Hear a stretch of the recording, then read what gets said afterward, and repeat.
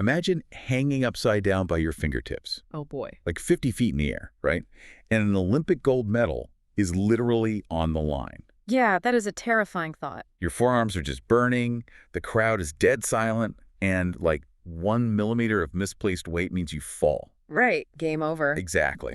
Now, I want you to imagine sitting down to take a high school algebra final on a Tuesday morning. Okay. Slightly less dramatic, but sure. What if I told you that to survive both of those situations and actually thrive in them, you need the exact same psychological toolkit? I mean, it sounds like a massive stretch at first glance. Right. Because the visual is just entirely different. Like, one is this physical feat of gravity-defying endurance, and the other is literally just sitting at a desk looking at a piece of paper. Yes, staring at numbers. Exactly.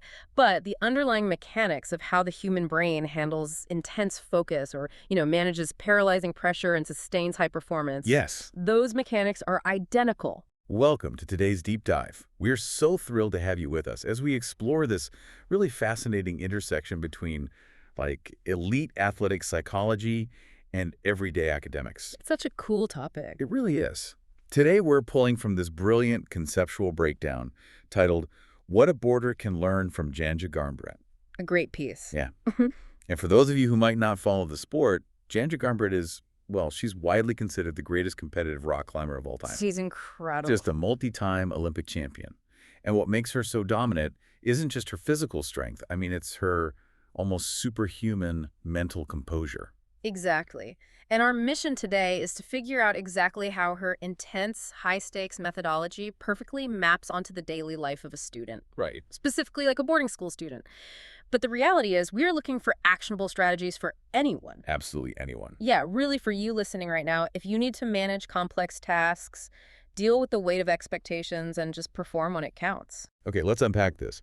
On the surface, dangling by your fingertips from a 50-foot wall seems totally different from sitting in a study hall. Totally. But mentally, they require the exact same toolkit. You have to conquer your own mind before you can conquer the task in front of you. You really do. So to perform at that elite level, whether you're staring at a climbing route or like a mountain of coursework, you first have to master your immediate attention. And that starts with absolute, just uncompromising presence. Yeah. I mean, if you watch Garnbret before she even touches the wall, she is staring at the route. Oh, she's completely locked in. Literally memorizing every microhold. Visualizing the exact body tension required for every single move. Wow. If her mind wanders for even a split second to, the crowd or the cameras, her performance drops. Right, because the margin of error is zero. Exactly zero. So for a student, this translates to the strict discipline of immediate focus. Okay, so what does that actually look like? Well, it means concentrating fully during study sessions, setting really crystal clear priorities for daily tasks, and engaging actively in the learning process. Without getting derailed. Right, without letting your mind drift to a dozen different places, which ultimately leads to greater efficiency and way less stress. Which brings up the elephant in the room, right? Distractions. Yeah, the big one. It's one thing to say, just focus. But limiting digital distractions sounds super easy on paper and almost impossible in reality. Especially now. I mean, for a student, especially a boarder living away from home, their entire social life is on their phone. It really is their lifeline. Asking them to just put it away is a massive request. It's like a climber trying to scale a vertical wall while carrying a backpack full of loose rocks. That is such a good way to put it. Right. Every time you check a notification, you're essentially taking one hand off the wall to reach into the backpack. And you're losing your grip. Exactly. So how do we actually expect students to stay on the wall when the distractions are literally buzzing in their pockets, constantly pulling at their attention? Well, that backpack of rocks visual is perfect because you can't just rely on sheer willpower to ignore the buzzing phone. Yo, willpower runs out. Willpower is a finite resource. It totally depletes. The secret isn't just turning off the phone. Okay. It's changing the nature of the task you are doing so that the brain no longer even wants the phone. Wait, really? You can just make the brain not want the phone. Yeah, and this is where we get into the flow state.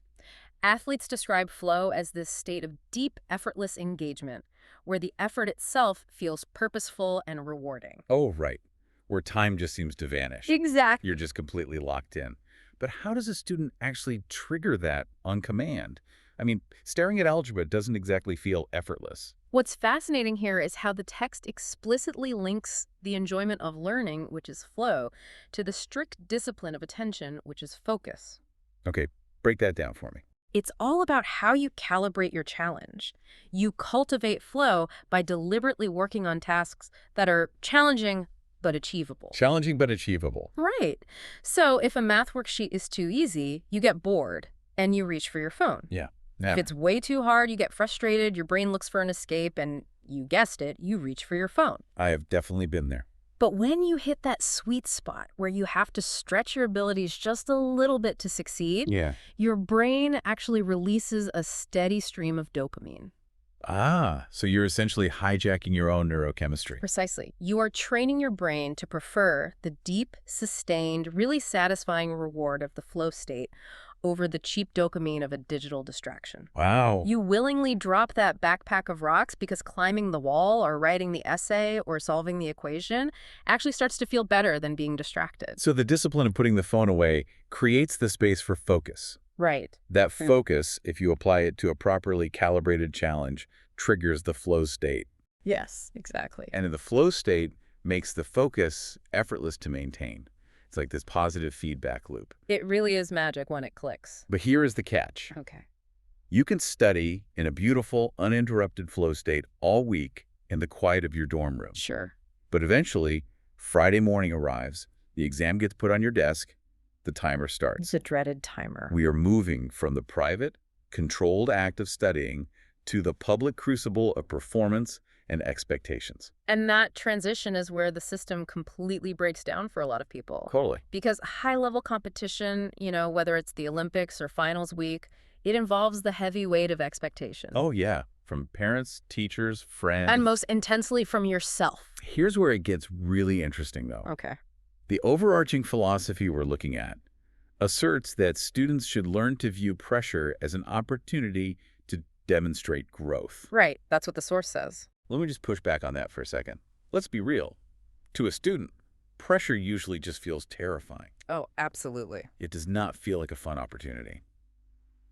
When I was a student, staring at a massive physics test, my heart was pounding out of my chest. You were in fight or flight mode. Literally fight or flight. Yeah. I wasn't thinking, oh boy, what a delightful opportunity for personal growth. Right, right.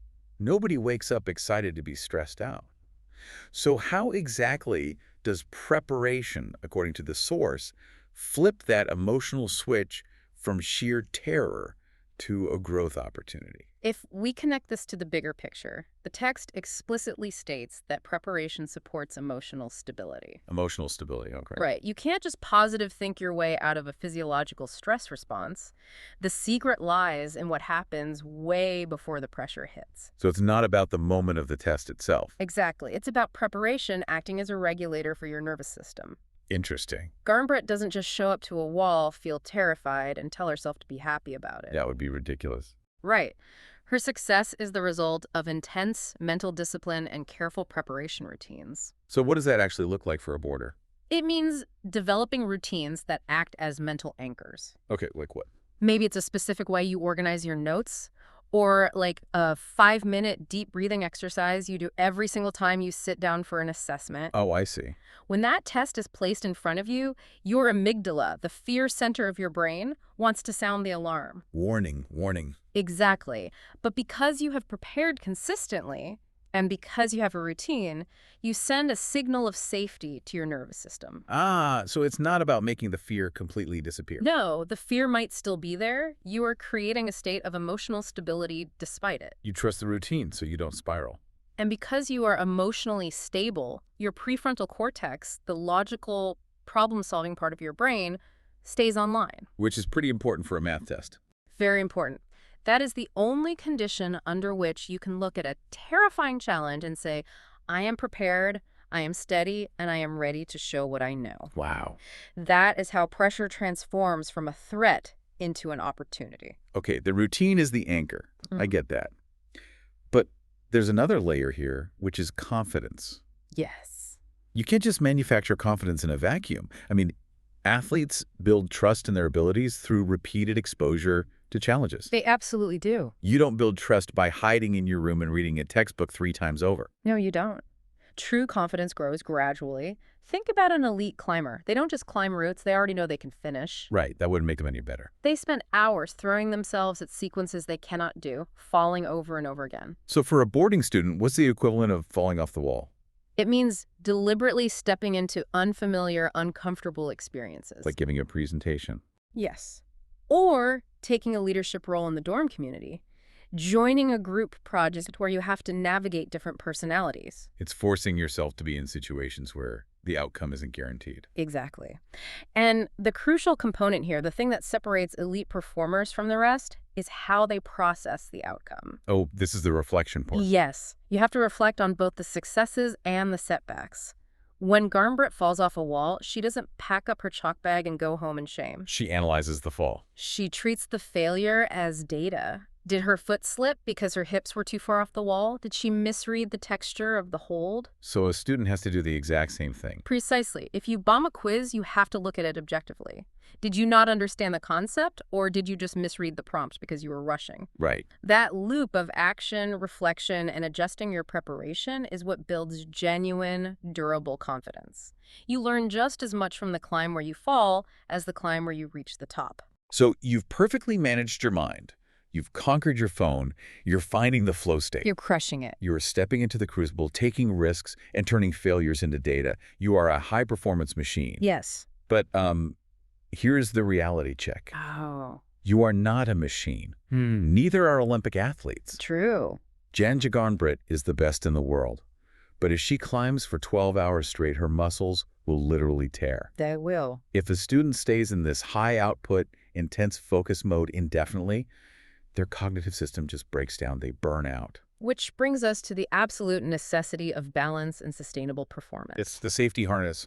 It is a really common trap, especially in highly driven academic environments, to think that more hours studying automatically equates to better results. Oh, for sure. Students push and push, treating sleep or hanging out with friends as a luxury or like a reward they only get after all the hard work is done. You know, I used to think of balance as something like a climber's chalk or a safety rope. Balance isn't the muscle pulling you up the wall, but without it, your grip slips and you fall. That's a great image. But it's actually deeper than that, isn't it?